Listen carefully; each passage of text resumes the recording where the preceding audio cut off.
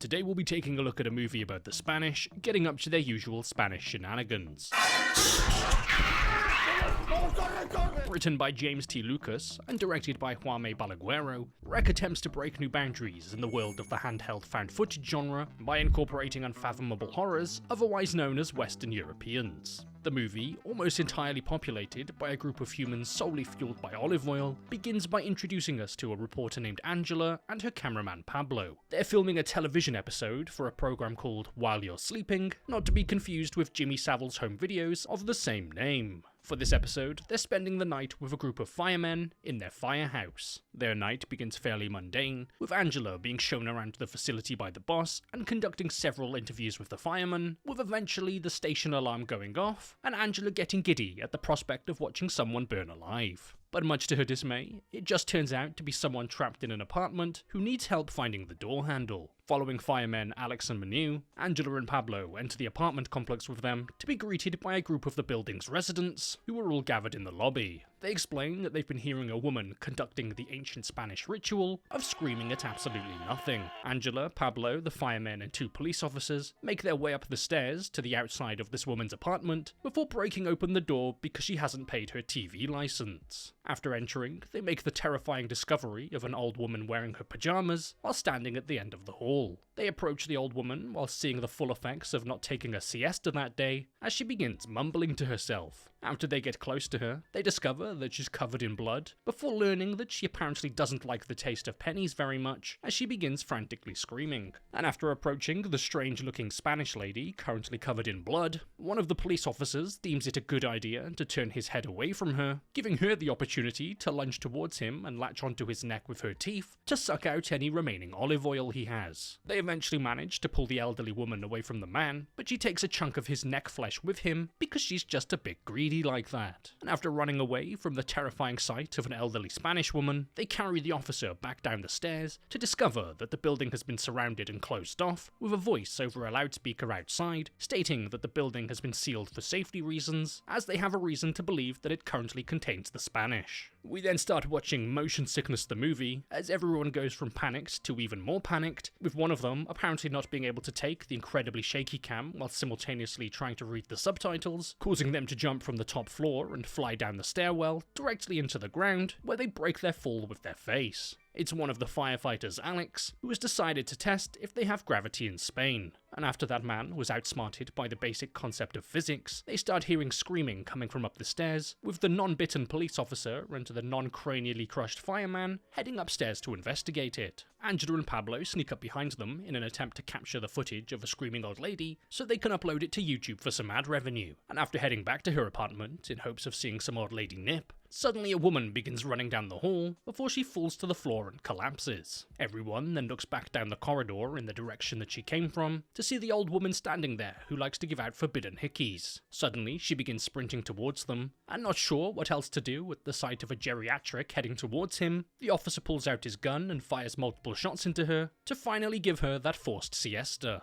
The group decide to leave the dead women party and head back downstairs to find that some of the residents have opened up a shutter that leads to a fabric workshop, only to discover that the back door has also been blocked off by the authorities, as they really don't want to let any of these stinky people outside. So they next decide to try and head up a floor to try and climb out of a balcony, only to discover a large presence of Special Forces officers outside, pointing their guns directly at the building. Realizing that they're not going to be getting out of here, and they certainly aren't going to be getting any help, one of the residents, a medical intern who usually spends his days injecting people with autism vaccines and taking blood pressure, is forced to tend to the wounds of the injured men with what little supplies he has on hand. Angela, making the most of this situation, decides that all she can do is try her best to document everything and begins interviewing the residents. The medical intern basically says to her that these guys are screwed lol, before making it to a sick 7-year-old little girl whose dog is currently at the vets for also being sick due to suffering from some strange Spanish human-dog hybrid disease. A health inspector from the outside eventually arrives, but is covered from head to toe in a protective suit to make sure that he doesn't get any of that Spanish on him. He goes to investigate the injured, with Angela and Pablo not being allowed to follow, but Pablo, using his years of experience of being a pervert, secretly films them through an open window to discover that he's handcuffing the injured men to a bed in case they spontaneously decide to get up to try and make some paella. He then begins injecting the injured men with a substance, but before he can do it to the police officer, who was given the extra breathing hole in his neck, he gets up and tries to attack the health inspector, due to him regaining consciousness and seeing what appears to be a giant minion in front of him. During the commotion, the medical intern is bitten by Alex, so the health inspector and police officer proceed to lock him in the room with the angry Spaniards, when suddenly he starts breaking through the glass with his bare hands. Wondering how that man's hands have turned into bears, they all make a run for it and pull the shutters down behind them, where they finally get the health inspector to tell them what's actually going on. He explains to them that he received a call from a vet about a sick dog who came from this building, who fell into a coma before waking up and becoming extremely aggressive towards anything and anyone. Something which reminds the residents of the sick little girl Jessica, as she somewhat resembles a dog, and due to it being common knowledge that the Spanish also share canine DNA, they think that she's infected too. And they'd be right, as suddenly the little girl bites her mother's face as she wouldn't buy her any Robux, before screaming at the others and running up the stairs. They quickly restrain the mother and handcuff her to the railing,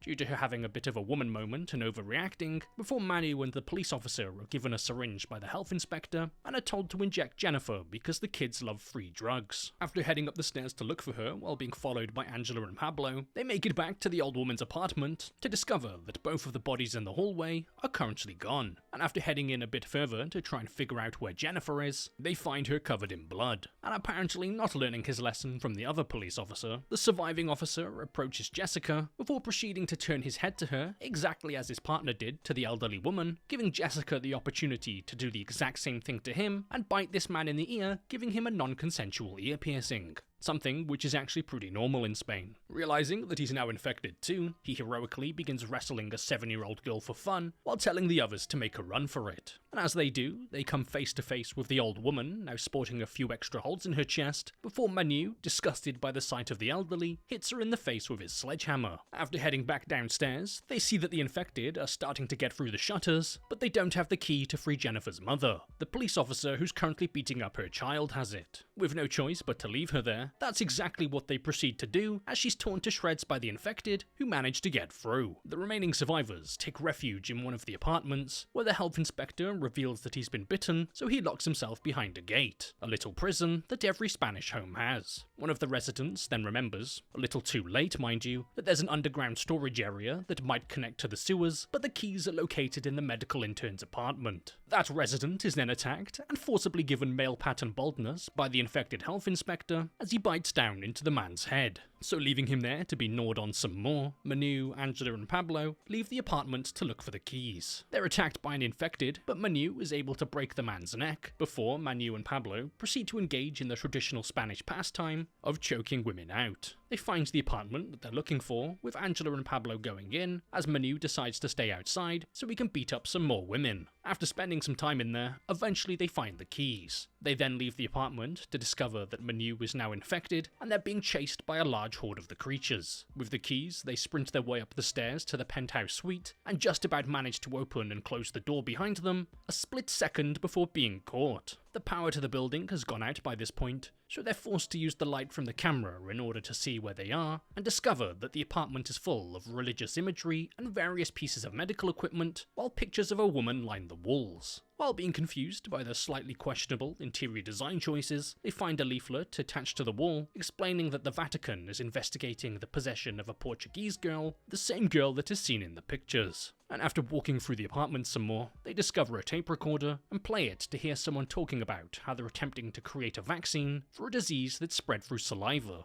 And after thinking about how all of those guys downstairs must have been kissing each other or something, suddenly an attic door drops open. Pablo, apparently never having watched a horror movie in his life, deems it a good idea to stick his head up into the creepy little ghost attic to discover the absolutely disgusting sight of a child. A small, infected child who hits the camera and breaks the light. Trapped in the pitch black, surrounded by strange Spanish noises, eventually Pablo manages to turn the camera's night vision on, meaning that only he can see. And using the camera, Pablo sees what appears to be the shadow of something tall and unsettling in the other room, for it to then be revealed that it's a terrifying large lanky creature, otherwise known as a Portuguese woman. Wielding a hammer, it enters the room in the pitch black and begins searching for the pair as they sit silently in the corner. and despite the creature not actually knowing where they are, they then proceed to try and get past it before being detected due to their sneak skill being too low. The creature begins frantically swinging its arms around, attacking absolutely everything that it can, before managing to get its hands on Pablo, where he's then beaten by the hammer.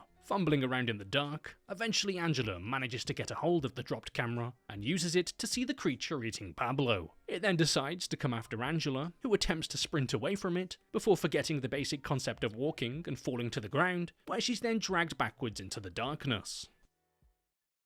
And before this video comes to an end, I'd like to just give a massive shout out and a big thank you to all of the YouTube members and patrons, the people who go out of their way every month to continue supporting the channel. If you're interested in becoming a YouTube member or a patron yourself, not only are you just generally being a great help, but you also get access to a few little perks, like being able to join the private Discord server, where you can then get links to all uncensored versions of videos. So starting off with this week's new YouTube signups, a big thank you to Hell Nor Heaven, Rashu Mont, Justin Paws, Labyrinth 2100, Toaster Beamer, Miss Magpie, Washal Gawai, Riley Zane, Zaza Lord, Zach Bennett, Anthony925, Celogram, Mafri Sabo, Levin, TXC0, Gualberto Carrion, Def the Kid 845, Thanos Gaming 145, Olaf422, Marius Hawkland, Di Shipton, Zane Munro, Ghost V8, Bozabowel the Fowl, Haranghe, and Harvey Lazada. Now heading over to this week's new Patreon signups, a massive thank you to the Periwinkle Boy, Cash Bussy, Sigma Taletta 22, Ella Hani, Alex, Jared Lamando, Catty K, Thomas Herbert, Matthew Shawns, Kevin Barney, Oot Zed, Canon Lakota, Daymarco 5, Henry Simon,